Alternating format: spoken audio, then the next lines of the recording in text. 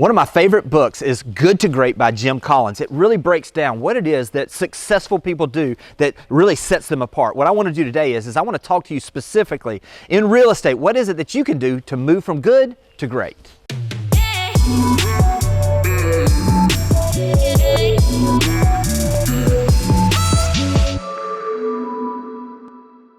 In the book, Jim Collins really breaks down a number of different things that he sees. He went and looked at companies and individuals that really had the ability to step out and be a little bit more than everybody else, a little bit different, actually move from being good to actually finding themselves in a place where they found greatness. And so what I want to do today is specifically to our real estate business, what is it that we can do to take the model of this book and apply it in our real estate business that helps you take your business to the next level? Number one is good is the enemy of great. You have to understand that sometimes it's very easy when things are going good to just settle in, to maybe just pull back just a little bit and understand, hey, things are pretty good right now. Why would I keep pushing?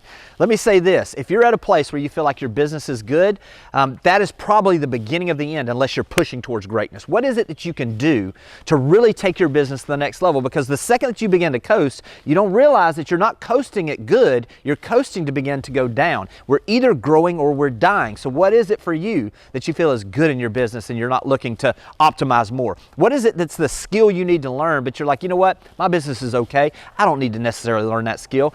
I would challenge you that the thing that you need to do the most of is to continue to push yourself to search for that greatness. What is it you need to do with video, with open houses, with prospecting, with conversion, with making sure you're taking and focusing your business on listings? You see, when you're settling, all of a sudden what happens is all of a sudden that becomes the enemy of the greatness you have inside you. The second concept is who, then what? Who is it that's your ideal client? We have to identify that, because ultimately we can go out and we can just try to be everything for everybody. But the problem is when you do that, you forget who it is you should really be serving. So who is your ideal client? Is it a first-time home buyer? Is it a luxury buyer? Is it a homeowner that is downsizing? Is it someone that is actually young families that are looking to move into a house that has more bedrooms because they have children coming? Whatever it is for you, once you get to a place where you can identify exactly who it is that you serve, now we can get to a place where we can put together the plan of action to make sure that you're top of mind for that specific group.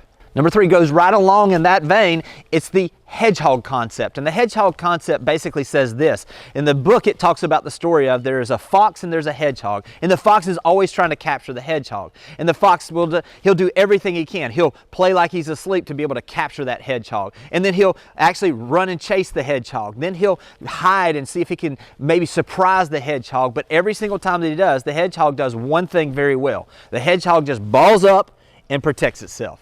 And then the hedgehog just goes back to work. And the hedgehog then, when it has danger, it balls up and it protects itself. So listen, think of it this way in your business. Sometimes what can happen is that when you're at a place where you're good but you're not great is that you're trying to do too many things. Think of it this way. If you're at a place where you're trying to do everything you can as far as marketing, you're doing so many different things, but you don't do any of them really well. Maybe you're at a place where you're trying to serve every single buyer and you're trying to understand first-time home buyers and luxury.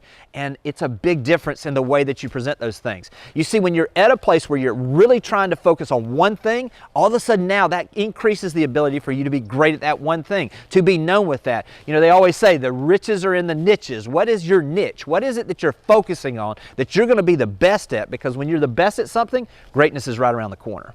Number four is develop a culture of discipline. What is it that you do every single day, no matter what happens? Do you have a time that you set blocked off where you can do some time blocking for prospecting? Do you have a certain time of day that you call past clients? Do you have a certain time of day that you show property or you go on listing appointments? You see, a culture of discipline is something that will actually lead to the greatness you're looking for. I've never found anyone that just happened to find themselves great. They had a very detailed plan. They had a discipline to do the things that other people wouldn't do, and they did it on a very disciplined schedule. So what is it in your life? If you're looking for greatness, find that plan of action, be disciplined, and it's right around the corner. One of the great things about the book is it actually doesn't just talk about how to get to great, it talks about how to be being built to last. Are you built to last? What is it that you do consistently on a consistent basis that helps you move from greatness to actually being built to last? You see, when you find the things that you do extremely well and you continue to do them consistently, that consistency breeds the opportunity for you to continue to grow. What is it you're doing? What is it you're doing? Have you set up a financial fortress with all the funds that most people have had and the success they've had in real estate to make sure that no matter what this market does, you're prepared for that. You see, when you move from a place where you're just looking to be great and you're making it a long-term goal to actually be sustainable, now you've got something that really moves you in the right direction.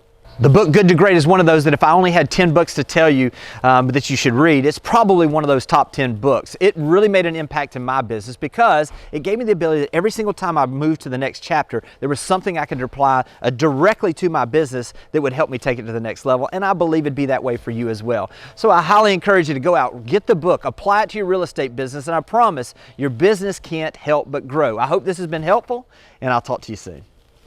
All right. Thanks for watching the video. I specifically chose the video below for you because it builds on the one you just watched. I hope it's helpful, and I'll talk to you soon.